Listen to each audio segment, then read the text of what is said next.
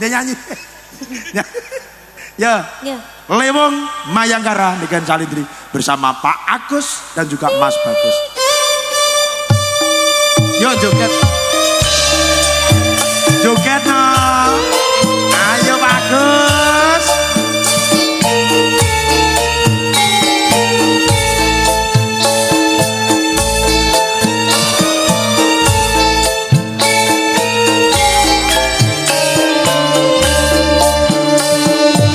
Lah musiknya ngono. Ayo joget. Agak maju gak apa-apa Pak Monggo.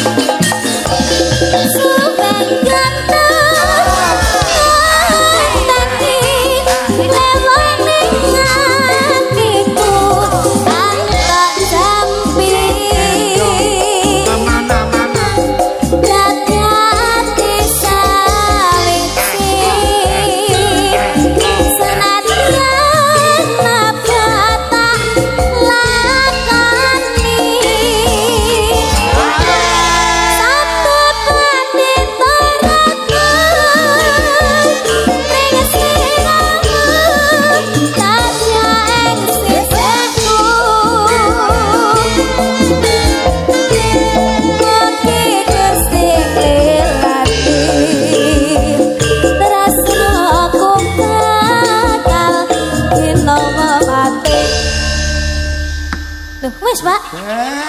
Lah. Trayo. Matur sembah nuwun nggih, Pak Agus. Matur nuwun Pak Agus, sehat selalu Terima kasih, Pak rezekinya. Bagus. Foto dulu Pak Agus. Agus. Bersama keluarga ayo. Dok, foto bersama keluarga dulu, Dok. Pak, bentar nggih. Nggih. Pak, bentar nggih. Nggih. Nggih, Pak. Pak, Pak, nggih. Ya, Mbak Niken foto dulu sini di tengah sini. Monggo. Bersama keluarganya Pak Agus dulu sama Pak Mas Bagus. Nggih, matur nuwun. Saya motone Mas Bambang, ayo Mas Bambang minta tolong Mas Bambang. Sing motone aku. Iya, minta tolong. Ini Mas Bambang. Mas, sampean gak krungu ta aku ngomong kayak mau Mas Bambang ngono. Mantan nih. Gua getahi. Lah Mas iki lho gak. Ngapunten nggih Pak Bu nggih. Ben krungu. Ya tamong. Mbak Niken nganu marah-marah. Omongan aku lagi tantrum. Iya ya, Mbak Niken lagi tantrum ya pangapunten ya Pak Ibu nggih. Gejala stres tantrum. Nggih, gejala stres tantrum. Agak merapat ya. Obatnya entek omongan. Obatnya telas Bu nggih.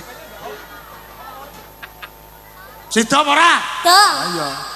1, 2, 3. Oke. Senyum-senyum ya. Oh, gaya bebas. Oh. Sopo ngongkon ngene? Ini lho. Sing diomah bosenani. Kuwi Pak. Ini Pak. Bocah. Nah. Lah Pak Agus nggo wari metal. Nah. Oke. Bu ngene lho kok ngene. Benakno. Kuwi nek kegedean cincin lho asline. Nah. Kula cepote riyen Bu cincine Bu. Lah, malah Jiwaku maling kok meronta-ronta. sofet. Yo, 1, 2. Jiwaku maling ro gelang kok ngono ya ampun. Mboten titip kula man, Bu. Nggih, matur nuwun. Nggih, terima Didoakan kasih. mantene Salim sama Pak Agus. Pak, matur sembah nuwun nggih, Pak. Itu Rezekine putrane. kathah barokah.